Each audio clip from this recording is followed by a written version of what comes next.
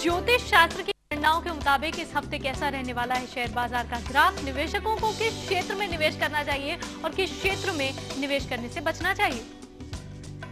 देखिए, बहुत ही बढ़िया है कि एक बात, पिछले 2 महीनों से जितनी भी हमने भारतीय अर्थव्यवस्था के ऊपर या बॉम्बे स्टॉक एक्सचेंज के ऊपर या नेशनल स्टॉक एक्सचेंज के ऊपर भविष्यवाणी कही है, वो भगवान की कृपा से 100% एकदम सही रही हैं। जो हमने 25,000 का आंकड़ा बोला था, 25,000 के ऊपर बॉम्बे स्टॉक एक्सचेंज चला गया और बाजार जब आज बंद होता तो भी 25,000 से 400 के ऊपर बंद होता हुआ दिखाई देता है।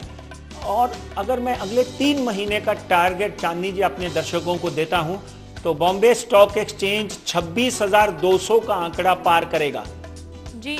उसके बाद में नीचे का स्तर अगर हम देखते हैं तो 24,400 के करीब बाजार जो है वो रहेगा।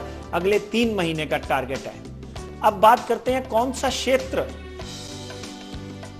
दर्शकों के लिए, निवेशकों के लिए, इन्वेस्टमेंट करने के लिए लाभकारी होगा। उसमें सबसे पहले बैंकिंग, क्योंकि शुक्र और केतु अगर हम इकट्ठे देखते हैं तो बैंकिंग, फॉरेन बैंक्स हो, चाहे देश की बड़ी बड़ी बैंक्स हो, चाहे स्मॉल बैंक्स हो, क्योंकि कुछ बैंक्स को अभी अभी बैंकिंग के लाइसेंस भी मिले हैं, उन बैंकों में भी आप अपना पैसा इन्वेस्टमेंट कर सकते हैं। बैंकिंग, म्यूचुअल फंड, इंश्योरेंस, इन तीनों जगह पे आपकी इन्वेस्टमेंट आपको अच्छे पैसे देगी। 3 महीने पहले जब मैंने ये शो शुरू किया था तब मैंने दर्शकों को और इन्वेस्टर्स को बोला था कि आप बड़ी बैंक्स में पैसा इन्वेस्टमेंट करो। आज उन बैंक्स को अगर हम अच्छी तरह से देखते हैं, मैं नाम नहीं ले सकता हूं, तो 40 से 50% तो बैंक्स में स्क्रिप्ट्स में भाव बढ़े हैं।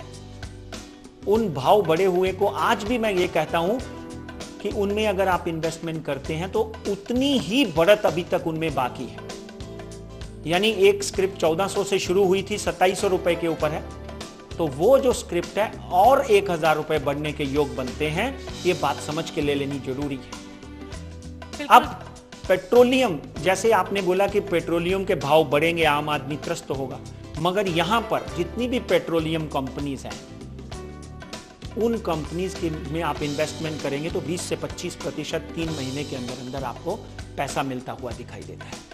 उसी के साथ में इंफ्रास्ट्रक्चर की भी बड़ी बड़ी कंपनीज जो हैं, देश की बड़ी बड़ी कंपनीज हैं, उनके ऊपर आप इन्वेस्टमेंट कर सकते हैं। उस इन्वेस्टमेंट में आपको 100% लाभ मिलता हुआ दिखाई देता है। यानी आज अगर स्क्रिप्ट कोई 10 रुपए की है तो आप देखेंगे कि वो आपको 20 रुपए देगी अगले 6 महीने से साल के अंदर अंदर। इंफ्रास्ट्रक्चर में, इसी के साथ साथ में इंफ्रास्ट्रक्चर में लोहा और सीमेंट जुड़ा हुआ है।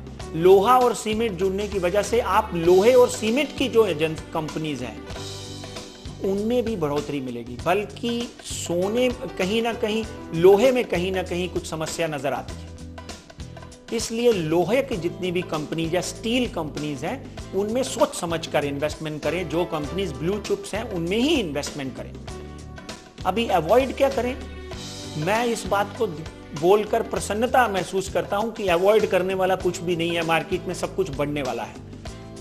अगर आप मार्केट में अच्छी तरह से देखें तो कहीं ना कहीं हाउसिंग जो कंपनीज हैं, जो कि कंस्ट्रक्शन कंपनीज हैं, रियल एस्टेट कंपनीज हैं, बल्कि रियल एस्टेट के भाव बढ़ेंगे, मगर रियल एस्टेट के सेक्टर के जो स्क्रिप्ट्स हैं उसमें भाव बढ़ते हुए दिखाई नहीं देते हैं।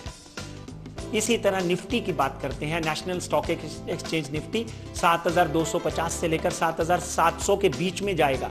अगले 3 महीने में 7,700, आज 7,550 का आंकड़ा छू चुका है, 7,700 का आंकड़ा छुएगा। अब बात करते हैं गोल्ड, सिल्वर एंड ऑयल की। कमोडिटी की बात करें तो गोल्ड जो है वो 25,000 के ऊपर गिरता हुआ नजर आता है। ऊपर का स्तर 26,400 पर 10 ग्राम की बात कर रहा हूं मैं, भारत में, भारतीय रुपए में।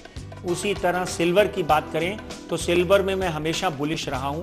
सिल्वर अगर 39,000 आपको मिलता है तो उसको लेकर बैठ जाइए, 4 से 5,000 रुपए आपको मिलते हुए दिखाई देते हैं। इसी तरह अगर हम तेल की बात करें, पेट्रोल की बात करें तो पेट्रोल 5,900 से लेकर 6,500 तक पर बैरल जा सकता है भारतीय रुपए में।